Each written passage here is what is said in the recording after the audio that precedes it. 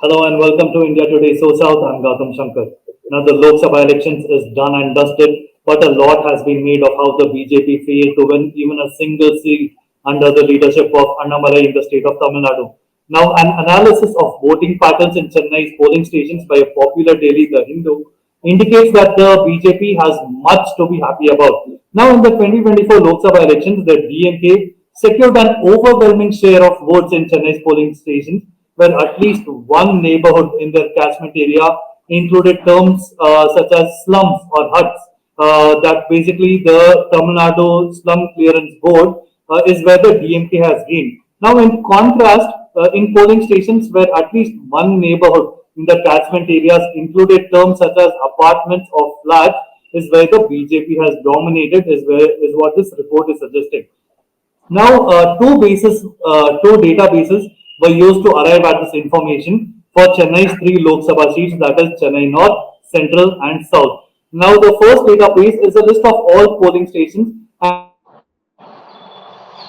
voted in these stations in the 2024 Lok Sabha elections. These two databases were combined using the polling station numbers such as key in each assembly segment by the Hindu to arrive at this segment. So what it says overall is basically this: the DMK enjoyed an overwhelming support from the poorest areas in pockets where voters resided in slums, huts, and slum clearance board quarters. The DMK's vote share has surpassed the BJP by a massive margin. But the BJP had an advantage over the DMK in areas which were relatively more affluent. So to discuss more on this, I'm joined in by S.S. Sriram, the political analyst from Tamil Nadu, and Selam Dhanidharan of the DMK. Thank you for joining us on this discussion, gentlemen. So primarily, let me just start off with you, Sriram. Like I said earlier, a lot of it was made that the BJP failed to open the account. They under Annamalai's leadership, they really didn't do much. But this data, does it indicate that the BJP has reasons to be happy about? Oh, certainly, yes. I mean, the opposition parties in Tamil Nadu have always been saying it was a party of a Nota party. They also kept saying it is a one vote party. Today, BJP has shown what its percentage is in Tamil Nadu and as in NDA as a whole. So, in fact, in most of the places, or at least in about 7 or 8 places, BJP has come second. Pushing the primary opposition party back. So there is a lot to gain. Yes, with the BJP might not have won seats, but BJP definitely is spreading its roots across the state, not just in few pockets like few parties are. So that way, it's a pretty happy moment, and No, but what things are about looking the bright. fact that, the report itself, it says that the affluent class, the people who reside in apartments, flats, they are the ones voting more for the BJP rather than the electorate that reside in slums, the poorest division. So, what do you make of that particular sentiment there? No, you mean people who live in flats and apartments are all out of middle class as well. I mean, it is not only the richest who live in apartments. When you say flats and apartments, it's quite a lot of middle class families which have started realizing the fact that their growth or their safety and the nation's safety is with BJP. So probably that is my understanding of your data says. I mean, give them the fact that even the poor or the so-called, or the names that we call them as slums and huts and all that, I'm sure those are all the people who might probably who might think that DMK as an alternate, as a party of their choice, might definitely change over the years coming forward. So today, to ask for me to read this data, I think the middle class are strongly behind BJP, and it was originally used to be the forte of DMK of Chennai will be a undeclared forte of DMK, which is not happening in the coming days. And let's not forget the fact that the party has got a 17 party alliance. I mean, they are not alone. BJP has hardly any, because at their convenience they'll say you have no alliance at all. When it comes to at their convenience, they'll say BJP has alliance. Primarily, they're all BJP votes. So to that extent, they have far done much better than DMK, because DMK as an alliance have earned this votes. I mean, when you talk about those vote percentage that you're talking about, those votes are spread across their alliance parties. It is not just it's a No, DMK's vote bank. understand. It is Understand. across the parties, that the alliance that is there in Tamil Nadu. But the apartments and the flats are talking about the middle class or primarily with BJP. That's the difference I see. Sriram, just stay on the line with us. Dhanidharan, your first response to the data that has been put out that basically, yes, the DMK dominated in all the Chennai constituencies as expected, but is it a matter of concern that the BJP is gaining in the relatively more affluent class and it is the pockets where slums, huts and slum players. Yeah, yeah, Dhanidharan. Yes, go ahead. On the show. I don't think this is any right comment to make. The data sets are not are minuscule. And having said this, the causation is correlation and correlation not causation. That's the premise of any statistical reasoning and or rather any econometric model also. Having said that, if you look at many of the or nearly all the Chennai constituencies, DMK has won with huge margin. In fact, if you have to talk about Chennai Central, DMK is about 4.2 lakh votes and 56%, and the second is BJP, which is what 1.6 lakhs. The vote difference is about more than 2.5 lakhs. And again, if you combine Yeah. ADMK Yeah, alliance, no, no, Central it is if you Vinod Selvam. Yeah, yeah. Got 1.6 lakh votes there though. If there's only There. 20 people, And and the ADMK alliance DMDK, they got only 9%, which is about 32%, DMK is 56%. So even if you combine ADMK and BJP, DMK is twice ahead. And again, if you look into Chennai North, ADMK is number two at 1.5 lakhs. The winning margin of DMK is 3.5 lakhs, which is three times higher than even the Prime Minister's winning margin. And if you put BJP and ADMK together, it's only about 2.7 lakhs, and DMK is about 5 lakhs. That's again 2.3 lakhs difference, than DMK candidate alone got 55%. Even if you go to Chennai South, both BJP and ADMK put together, DMK wins, and the vote margin is more than I 2.3 lakhs. understand that, Dhanidharan, the data speaks for itself, absolutely. But also, isn't it a matter of concern in any way, shape, or form that the people residing in the flats, apartments, the affluent class seem No, no, to no. I be think drifting that's towards what the I clearly BJP? said. No, honestly, that's what I clearly said during the beginning of the debate itself. Why did the exit polls prove wrong? Exit polls prove wrong because the data sets were very, very small. It's only 1,000 per constituency, which is 1:1,500. Normally, any sample should be 1:, at least 8 sample per 100, 8% to 10%. But here it was less than 0.5%, right? Or I think it's less than 0.1%, which is where the samples fail. So I think these kind of things do not say much, and we provide Dravidian model governments, which means upliftment of all, which means that no one is excluded. That involves the downtrodden, that Okay. involves downtrodden when it comes to economic status, downtrodden when it comes to caste, or differently able, and also within the affluent, right? So we make sure that no one is left behind, which is why Tamil Nadu has a unique growth model in which both socio-economic development as well as industrial growth has gone hand in hand. We have not sacrificed socio-economic growth for industrial growth, or we have sacrificed industrial growth for socio-economic growth. So we have made sure that everyone grows. That's the Dravidian model, and we are certain that no one is left behind. And ADMK, Yeah. BJP's vote share is 18%, which is lower than the vote share in 2014. And also this time, BJP had a lot of star candidates. About five. One was ex-governor, some Yeah, ex-union absolutely. minister, one sitting union minister, one ex-minister, a few actors and actresses. So, and it's in parliament, there are only 40 seats, right? And even the ex-chief Yeah. minister, former chief minister also contested. So, about the 25% of the candidates were star candidates. So, star candidates, anyways, have 3%, 4%, 5% additional vote, right? And similarly, they had Patali Makagachi, which has about a vote share of 5%, 6% throughout. Then you have they had many smaller parties. For example, Actor Sharad Kumar's party has certain vote percentages in the south of Tamil Nadu. So it's all put together. So we do not know if So, BJP's vote share per se has increased. In fact, Nam Tamlar, on the contrary, has got about 9% to 10% without any alliance these elections. So all right. I think Point noted, Dhanidharan. it's Point that noted. So BJP. basically, what you're saying is this is not really BJP's gains. It may be the star candidate. It may be the allies that may have contributed. Sriram, would you like to respond to that?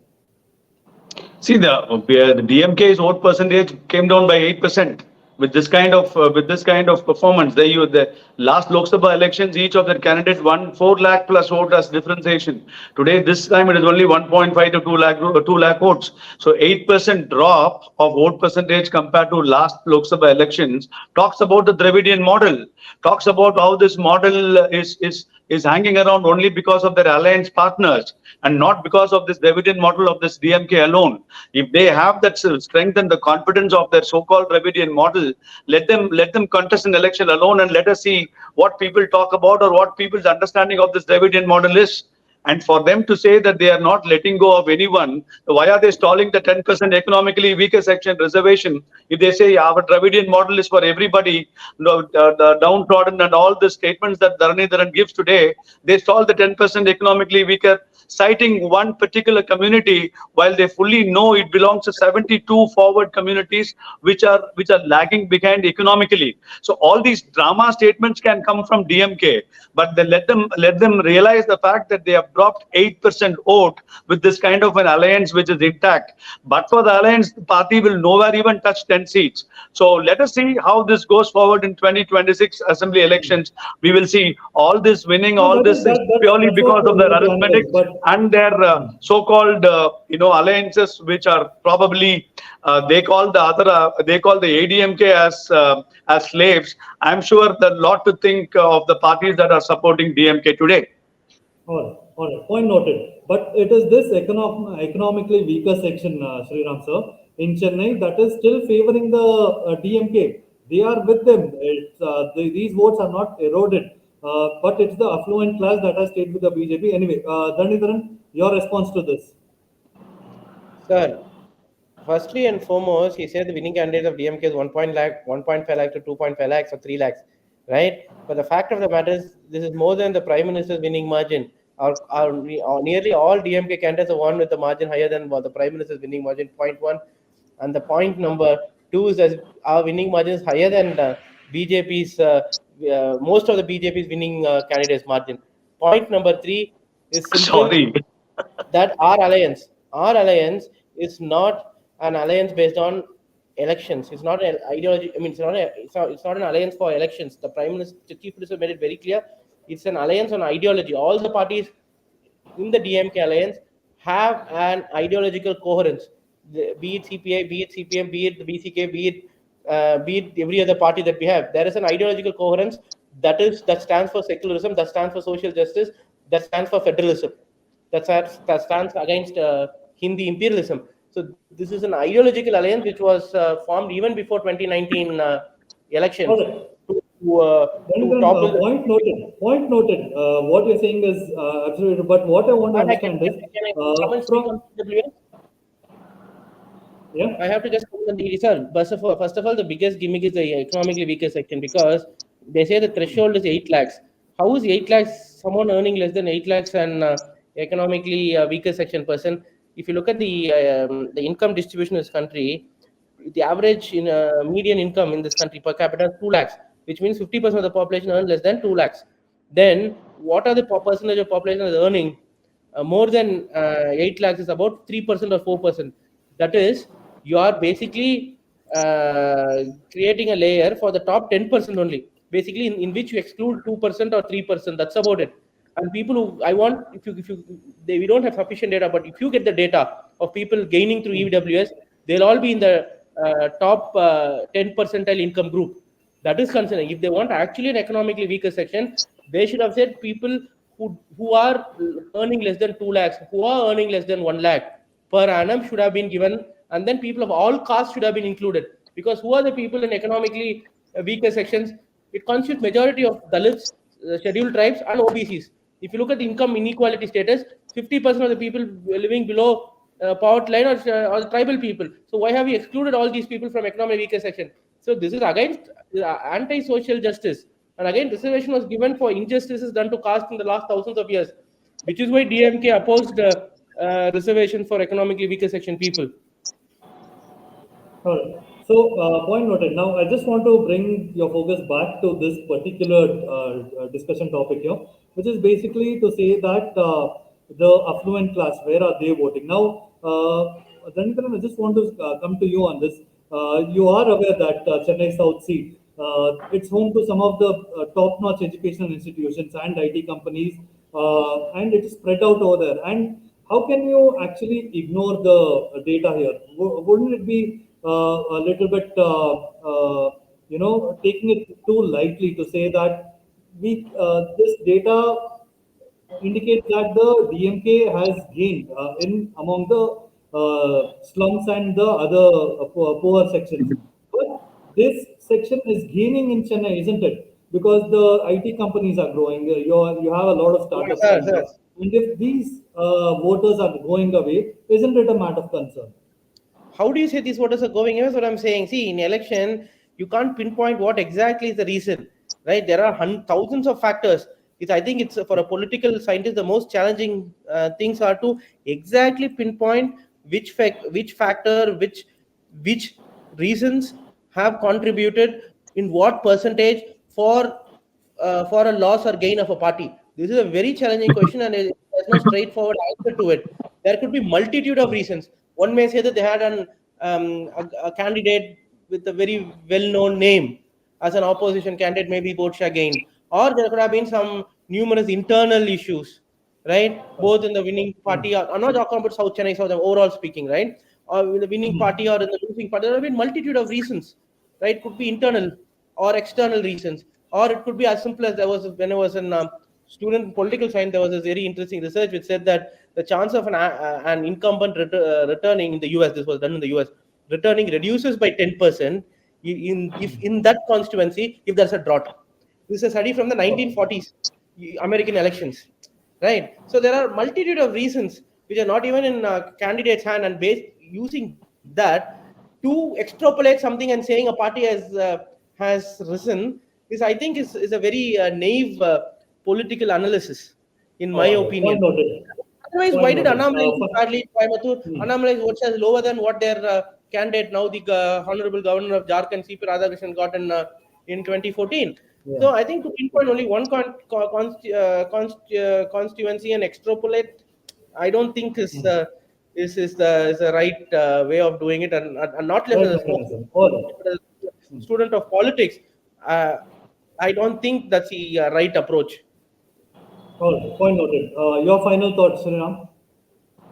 See, I mean, any data is worth the look. I mean, I do agree to partly to Dharanidharan. Obviously, these are very small samples and small constituencies, but then they also give certain messages. So, to that extent, it's worth looking at it is what I would say. But I wouldn't largely depend on these data to say that this party is going to do better in the future and this party might not do well.